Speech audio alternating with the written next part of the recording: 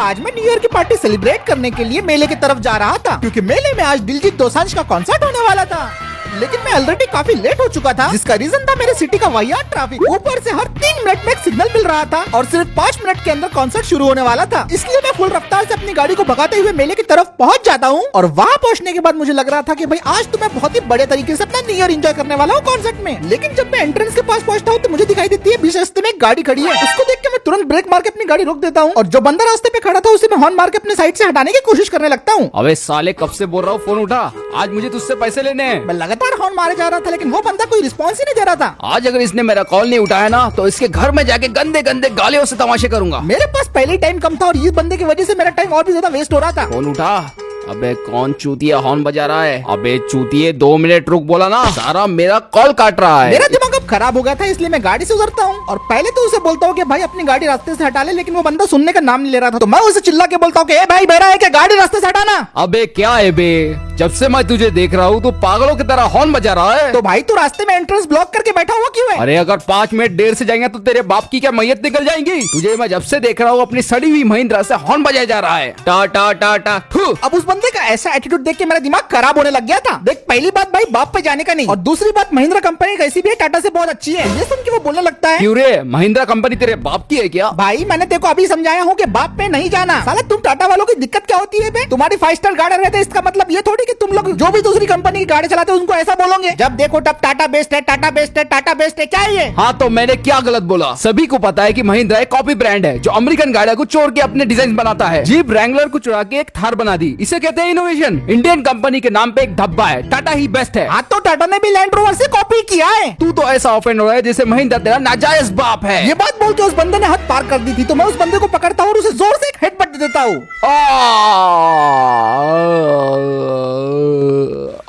कुछ भी हो जाए मेरे बाप पे नहीं जाना। तो मेरा बाप भी टाटा में काम करता है। हाँ। अब हम दोनों के बीच में गुत्थम गुत्ता फाइट शुरू हो गई थी। मैं तो उसके ऊपर पंचेस बजाया जा रहा था। क्या रे सारे टाटा फैन बॉय,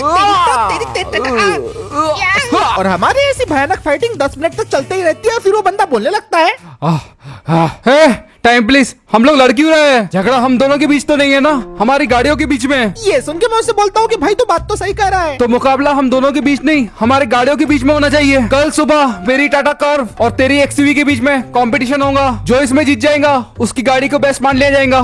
क्या बोलता है? मैं और उसको हरा चुका हूँ तो मुझे किसी भी कंपटीशन से डर नहीं लगता। ठीक है बेटा, वो कल देखे जाएगा। एयरपोर्ट पे आ जाना 9:15 बजे। अब इतना बोल के वो बंदा अपनी गाड़ी के अंदर बैठ जाता है और अपनी गाड़ी को स्टार्ट करके वहाँ से निकल पड़ता है। अब वो बंदा तो वहाँ से चला गया था, लेकिन इन सब के चक्कर में शाम से रात हो गई थी और मेरे दिलजीत दोसांझ वाले कॉन्सर्ट की एंट्री भी बंद हो चुकी थी। इस बंदे को तो मैं कल अच्छा सबक सिखाऊंगा अपनी महिंद्रा से, क्योंकि इसकी वजह से मेरा कॉन्सर्ट मिस हो गया। अब मैं भी अपनी गाड़ी के अंदर बैठ गया था और अपनी गाड़ी को घुमा के मैं मेले के अंदर से निकल पड़ता हूँ और ड्राइव करके मैं सीधा पहुंच जाता हूँ अपने घर पे। घर पे आने के बाद मैं अपनी गाड़ी को पार्क कर देता हूँ और फिर थोड़ा खाना खा के मैं सोने के लिए चले जाता हूँ। अब मैंने जैसा न्यू ईयर सोचा था वैसे तो मैं मना नहीं पाया, लेकिन जिस बंदे की वजह से ये सब कुछ हुआ है मैं उसे मजा जरूर चखाऊंगा। अब जैसे ही दूसरा दिन शुरू होता है मैं सुबह सुबह एयरपोर्ट पे पहुंच जाता हूँ और वहाँ पे पहुंचते बराबर ही चैलेंज शुरू हो जाता है। पहला चैलेंज था मूस टेस्ट। जिस बंदे की गाड़ी इन सारे के सारे कोन्स को पार कर लेंगी बिना आउट ऑफ कंट्रोल हुए, वो भी कम से कम टाइम में, वो इस राउंड को जीतने वाली थी। इस राउंड की शुरुआत तो मुझसे हुई थी और मानना पड़ेगा मेरी एक्सयूवी बहुत ही बढ़िया परफॉर्म कर रही थी, लेकिन सिर्फ गाड़ी के बढ़िया परफॉर्म करने से कुछ नहीं होने वाला था, क्योंकि मेरा यहाँ पे एक भी गलत मूव और मैं इस राउंड से डिस्क्वालीफाई हो जाता। मैं काफी संभाल के कोन को पार कर रहा था और कोशिश कर रहा था कि मैं किसी भी कोन से टच ना हो जाऊं। ऊपर से टाइम लिमिट सिर्फ 2 मिनट की थी। मुझे ये बात का भी ध्यान रखना होगा कि मुझे अपनी गाड़ी को इतना फास्ट भगाना है कि मैं टाइम लिमिट को मीट कर पाऊं। वो तो अच्छा हुआ क्योंकि ये महिंद्रा की नई वाली गाड़ी है, तो इसके अंदर ट्रैक्शन कंट्रोल और बॉडी स्टेबिलिटी कंट्रोल जैसे फीचर है, वरना मूस टेस्ट में मैंने कई गाड़ियों को फेल होते हुए देखा है। ऊपर से 50-60 की स्पीड में ऐसा लेफ्ट राइट करना काफी ज्यादा डेंजरस था। अब सिर्फ 1 मिनट और 20 सेकंड बाकी रह गए थे और मैंने अपनी थोड़ी और स्पीड बढ़ा दी थी और अब फिनिश लाइन भी नजदीकी थी और फाइनली 1 मिनट एंड 14 सेकंड पे मैंने फिनिश लाइन को क्रॉस कर लिया येलो वाली। और अब देखते हैं कि टाटा वाला क्या करता है। अब मेरी 10 साल की ड्राइविंग काम में आएगी, क्योंकि मैं 13 साल की उम्र से इंडिका चला रहा हूँ। अब टाटा कर्व का मूव टेस्ट शुरू हो गया था और साथ में टाइमर भी। मैं तो इस गाड़ी को बाकी छोटी मोटी एसयूवी जैसा समझ रहा था, लेकिन जिस तरीके से मूव टेस्ट में परफॉर्म कर रही थी वो देख के तो मैं भी हैरान हो रहा था। वो बंदे का अपनी कर्व पे 100% कंट्रोल था। बॉडी रोल नाम की तो कोई भी चीज दिखाई भी नहीं दे रही थी और ये काफी स्मूथ क्रॉस कर रही थी। इसे बोलते हैं जिग जैग, जिग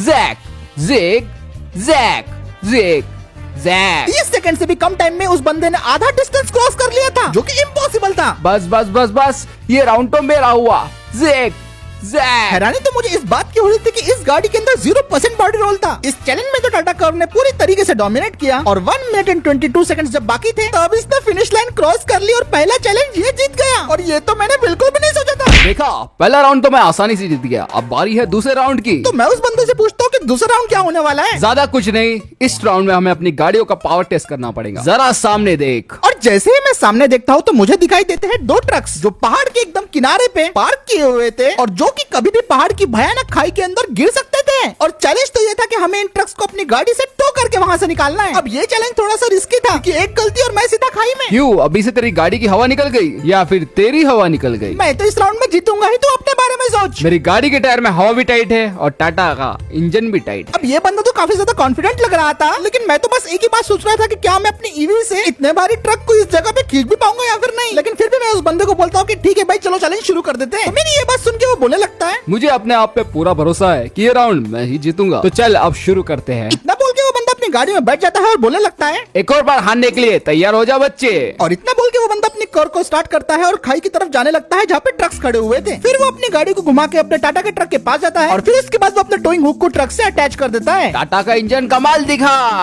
अब वो बंदा अपनी कार से ट्रक को खींचना शुरू कर देता है। अब क्योंकि एक पहाड़ की भयानक वाली ढलान थी तो पहले तो इसे ट्रक को खींचने में काफी ज्यादा मुश्किल हो रही थी, लेकिन फिर कुछ सेकंड बाद बंदा ने पता नहीं ऐसा क्या कर दिया, उसकी गाड़ी ने बड़ी ही आसानी से ट्रक को खींचना शुरू कर दिया। देखते ही देखते सिर्फ 10 सेकंड्स के अंदर अंदर उसने ट्रक को पहाड़ी से पूरी तरीके से खींच निकाला और ये काम तो इसने काफी ज्यादा आसानी से कर लिया था, वो भी सिर्फ 30 सेकंड में। देखा टाटा के इंजन का जलवा, अब तो तू हारने वाला है। और इस राउंड में भी इसकी गाड़ी ने काफी अच्छा परफॉर्म किया था। तो अब तेरी बारी। चलो अब हम भी देखते हैं कि महिंद्रा के इंजन में कितनी पावर है। अब भले ही इसके टाटा कर्व ने काफी अच्छा परफॉर्म किया हो, लेकिन मेरी XCV भी किसी से कम नहीं है। जब ये उरुस को हरा सकती है तो ये कर्व क्या चीज है। अब मैं भी अपनी गाड़ी के अंदर बैठ गया था और ट्रक के पास जाके मैंने भी अपनी गाड़ी को टोइंग हुक से ट्रक से अटैच कर दिया था और टाइमर शुरू होने के साथ ही मैं इस ट्रक को खींचना शुरू कर देता हूँ। मैं गाड़ी को फुल एक्सेलरेट कर चुका था, लेकिन ये ट्रक तो टस से बस होने का नाम नहीं ले रहा था। मेरी गाड़ी के टायर रेती और मिट्टी की वजह से बुरी तरीके से फिसल रहे थे और मेरी गाड़ी में इतनी ज्यादा पावर होने के बावजूद भी मैं इस गाड़ी को खींच नहीं पा रहा था। ऊपर से ये 17 टन का महिंद्रा का फीडो ट्रक था और अच्छा खासा ये भी ढलान में फिसल रहा था। फिर मुझे समझ में आया कि व्हील्स की तो जमीन पे ग्रिप ही नहीं बन पा रही है, इसलिए गाड़ी इतनी फिसल रही है। इसे तो काफी मुश्किल हो रही है,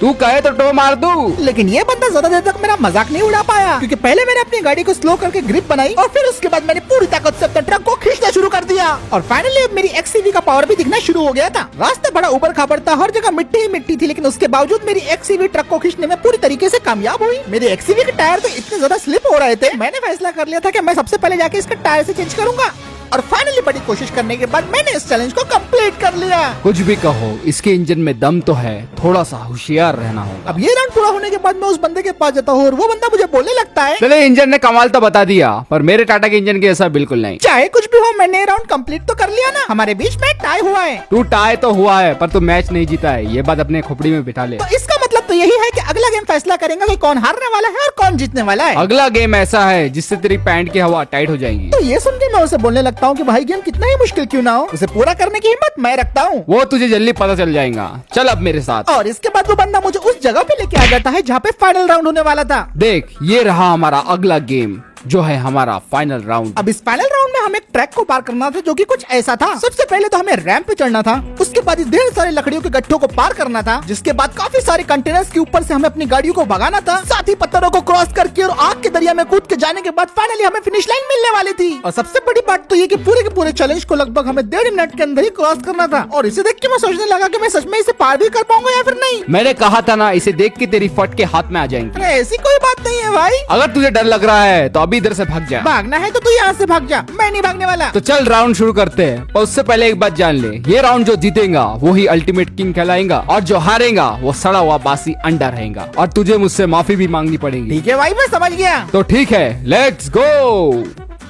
ये राउंड तो मेरा है, मेरे 15 साल का एक्सपीरियंस आज काम आएगा। टाटा लोहा, देश का लोहा, चलो। तो फाइनल राउंड अब शुरू हो चुका था और सबसे पहले कर्व की बारी थी। रैंप पे तो कर्व काफी ज्यादा आसानी से चढ़ गई थी, लेकिन लकड़ी के कट्टे आने के बाद उस बंदे की गाड़ी पूरी तरीके से ऊपर नीचे हिलने लगी। दिखने में जितना आसान था, पार करने में उतना ही मुश्किल। हैंडल कुछ ज्यादा ही वॉबल कर रहा है। जब लग रहा था कि उस बंदे ने लकड़ी के कट्टों को पार कर लिया, तभी कंटेनर्स की वजह से वहाँ पे गाड़ी रुक जाती है उसकी। अरे यार, टाइम बीत रहा है। वो बंदा 1 से 2 बार अपनी पूरी कोशिश करता है और उसकी फाइनली कर वहाँ से निकल जाती है और अब वो कंटेनर्स के ऊपर आ गई थी। कंटेनर्स को पार करना काफी इजी था, लेकिन इनके बीच में जो गैप थी उसके अंदर गाड़ी के चक्के को गिरने से बचाना जरूरी था। फाइनली वो कर्व वाला बंदा सारे के सारे कंटेनर्स को पार तो कर लेता है, लेकिन रैम से नीचे जाने के बाद उसकी कर्व पत्थरों में फंस जाती है। वो बंदा अपनी गाड़ी को रिवर्स लेके वहाँ से निकलने की पूरी कोशिश करता है, लेकिन कर्व बुरी तरीके से फंस गई थी। ओ शैट, ये पत्थर नहीं, मेरा बम्पर। आओ, ये तो फंस भी रही है। एक फ्रंट व्हील ड्राइव एसयूवी होने की वजह से ये बार बार पत्थरों में फंस जा रही थी और इसके निकलने के कोई चांसेस नहीं लग रहे थे। और जब मुझे लग रहा था कि ये गाड़ी इस चैलेंज को कंप्लीट नहीं कर पाएंगी, तभी कार वाले ने अपने चक्कों को किसी तरह घुमाया और बराबर गाड़ी को बैलेंस करते हुए उसने सारे के सारे पत्थरों को एक एक करके क्रॉस कर लिया। और पत्थरों को क्रॉस करने के बाद आग के दरिया में कूद के जाना था, जो कि बहुत आसान था। टाटा कार इस चैलेंज को कंप्लीट करने में पूरी तरीके से कामयाब रही थी। मैंने कर दिखाया। ओए बिद्दी, मुझे नहीं लगता कि तू मेरा टाइम कंप्लीट कर पाएगा। इस बंदे ने जब फिनिश लाइन को क्रॉस किया तब 25 सेकंड्स बाकी थे, तो इसका मतलब अगर मैं इस बंदे के सिर्फ 1 सेकंड पहले फिनिश लाइन को क्रॉस करता हूँ तो मैं इस राउंड को जीत जाता। पूरी शिद्दत के साथ गाड़ी में स्टार्ट करता हूँ और मेरा ये फाइनल राउंड अब शुरू हो जाता है। मैंने शुरुआत से ही अपने एक्सयूवी को काफी ज्यादा एक्सेलरेट कर दिया था, जिसकी वजह से उसने तुरंत अपना रैम क्रॉस कर लिया। रैम के ऊपर जाते ही लकड़ी के काफी सारे गट्टे थे, लेकिन यहाँ पे भी मैंने अपना एक्सेलरेटर बिल्कुल भी कम नहीं किया। गाड़ी एक्सट्रीमली बुरी तरीके से हिल रही थी और कुछ उबड़ खाबड़ गट्टों की वजह से, लेकिन मैंने गाड़ी को चलाना कंटिन्यू रखा और किसी तरीके से मैंने सारे के सारे लकड़ी के गट्टों को आराम से क्रॉस कर लिया। फिर जैसे ही मुझे कंटेनर्स मिले, मैंने वहाँ पे अपनी पूरी रफ्तार बढ़ा दी थी और उन्हें 10 सेकंड से भी कम में पार कर लिया था मैंने। लेकिन जैसे ही मैं डाउनहिल रैंप की तरफ पहुंचा, वहाँ पे पत्थरों ने मेरे लिए दिक्कत कर दी थी। उस बंदे का रिकॉर्ड तोड़ने के लिए मेरे पास सिर्फ 25 सेकंड बाकी रह गए थे। सोचा नहीं था मेरी एक्सयूवी यहाँ पे फंस जाएंगी। मैंने गाड़ी को 2 से 3 बार रिवर्स लिया और आगे जाने की कोशिश की, लेकिन स्टिल मेरी गाड़ी पत्थरों में अटकते ही जा रही थी। फिर मैंने गाड़ी को रैंप पे रिवर्स किया और दूसरे एंगल से नीचे ले आया, लेकिन यहाँ पे तो गाड़ी पे और भी ज्यादा बड़ी मुसीबत आ गई थी। गाड़ी पत्थरों में पूरी तरीके से ट्रैप हो चुकी थी और बड़ी ही मुश्किल से आगे पीछे हो पा रही थी। कई बार व्हील्स के बीचों बीच में पत्थर अटक जा रहा था, जिसकी वजह से अपनी गाड़ी का पूरा पावर इस्तेमाल करने के बावजूद भी गाड़ी जगह से हिलने का नाम नहीं ले रही थी और मुझे तो लगा था कि अब मैं हारने वाला हूँ। लेकिन किसी तरह एंड मौके पे मैंने लेफ्ट राइट करके वहाँ से गाड़ी को पत्थरों के बीच में से निकाल लिया और फाइनली मैंने आग के दरिया को पार करके फिनिश लाइन को क्रॉस कर लिया था।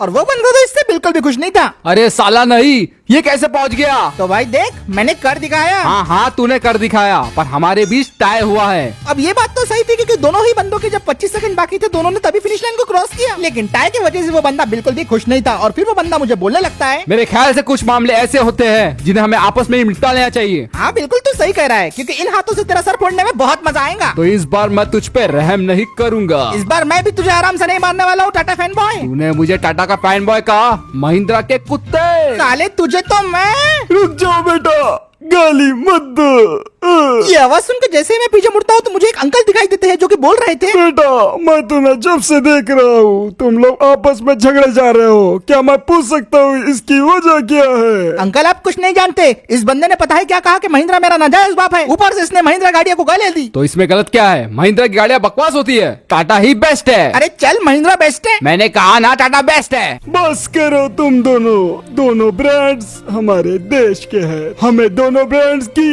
एक बराबर इज्जत करनी चाहिए। बाकी पड़ोसी मुल्कों में देखो, जहाँ हमारे इंडियन ब्रांड्स नहीं है, वहाँ पे ऑल्टो भी 10 लाख की मिलती है। क्या बात कर रहे हो आप? ये तो लूट मचा रखी है। हमारे इंडियन ब्रांड्स ही है जिनके वजह से तुम मानो या ना मानो, हमारे हर इंडियन के पास एक क्वालिटी और फीचर वाली गाड़ी जा रही है, वो भी एक अफोर्डेबल बजट में। वरना पड़ोसी देशों में आज तक CD 100 चल रही है बाइक के नाम पे। अगर ये नहीं होते तो आज हम कहाँ होते? क्रिटिसाइज करो पर अपने ब्रांड को सपोर्ट भी करो। अब अंकल जी की ये सारी बातें सुन के हमें समझ में आ गया था कि हम लोग कितनी बड़ी गलती कर रहे हैं। अंकल मैं आपकी सारी बातें समझ गया, आज से हम झगड़ा नहीं करेंगे। मैं भी माफी मांगता हूँ अंकल, आइंदा से मैं भी किसी ब्रांड को बुरा नहीं बोलूंगा। मुझे खुशी है कि तुम्हें ये बात समझ में आ गई, ऐसे ही अपने ब्रांड को सपोर्ट करते रहो। वैसे अंकल आपके पास कौन सी गाड़ी है? अरे बेटा मैं तो MG हेक्टर इस्तेमाल करता हूँ, काफी बढ़िया गाड़ी है वो। क्या कहा MG की हेक्टर? अरे अंकल जी आपने हमें भी कुछ ज्ञान दिया था, अब हम आपको रिटर्न में कुछ ज्ञान देना चाहते हैं। अरे बेटा तुम ये अपनी कार से डंडा क्यों निकाल रहे हो? तुम मेरा पास क्यों ला रहे हो? बच्चों बेटा डंडा क्यों मार रहे हो? मैंने क्या किया? तो इसी के साथ दोस्तों आज का वीडियो यहीं पे खत्म करते हैं। वीडियो पसंद आया तो लाइक शेयर सब्सक्राइब जरूर कर देना और मैं मिलता हूँ आपसे अगली वीडियो में।